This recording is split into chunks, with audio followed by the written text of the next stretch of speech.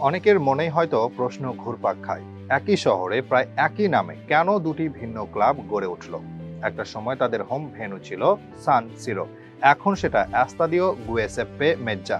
কিন্তু কেন সবকিছু এক হওয়ার পরেও ভিন্ন হয়ে গেল? প্রশ্নটা অনেকের। চলুন আজকে জেনে নিব দুটি ভিন্ন ক্লাব প্রতিষ্ঠার পেছনে থাকা গল্প। শুধু ইতালিতে নয়, ফুটবল বিশ্বেই বেশ জনপ্রিয় দুটি ক্লাব, এসি মিলান ও ইন্টার মিলান, যারা মিলান ও ইন্টার হিসেবেই পরিচিত। ফুটবল বিশ্বে এরকম আরো অনেক রাইভাল আছে, যেমন Manchester United, Manchester city, Real Madrid, Atletico Madrid.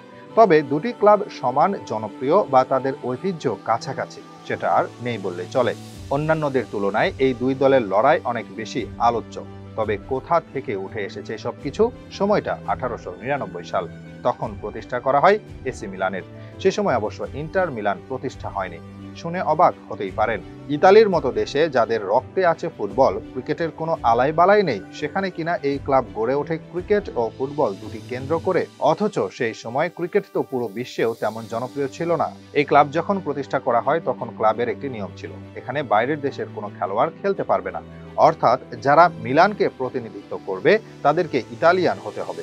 এভাবেই চলছিল, তবে বেশি দিন নয়।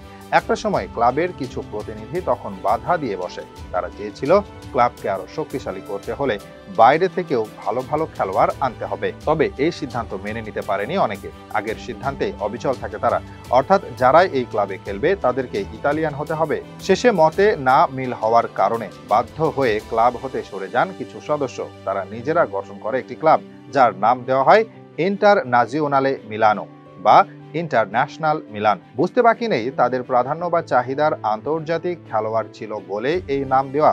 আর সে কারণে নিজেদেরকে ইন্টারন্যাজিওনালে মিলানো হিসেবেই আত্মপ্রকাশ করে তারা, যা পুরো বিশ্বের কাছে ইন্টার মিলান হিসেবে পরিচিত।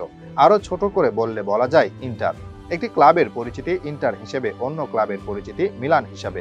আর এ কারণেই তো একই শহরে তৈরি হয় দুটি ক্লাব। যদিও দুটি ভিন্ন ক্লাব, তাদের সংস্কৃতি ভিন্ন, ধারা ভিন্ন, তবে দুটি ক্লাব ব্যবহার করে একটি স্টেডিয়াম। একটা সময় তাদের হোম ভেন্যু ছিল সান সিরো, এখন সেটা এস্তাদিও গুয়েসেপ্পে মেজ্জা। সবচেয়ে মজার ব্যাপার হচ্ছে, যে কারণে দুটি ভিন্ন ক্লাব প্রতিষ্ঠা হয়েছে সেই জায়গায় জয় হয়েছে ইন্টার মিলানের। একসময় বিদেশি খেলোয়াড় না নেওয়ার ব্যাপারে বদ্ধপরিকর থাকলেও শেষে তো নিজেদের সিদ্ধান্ত হতে সরে আসে মিলান।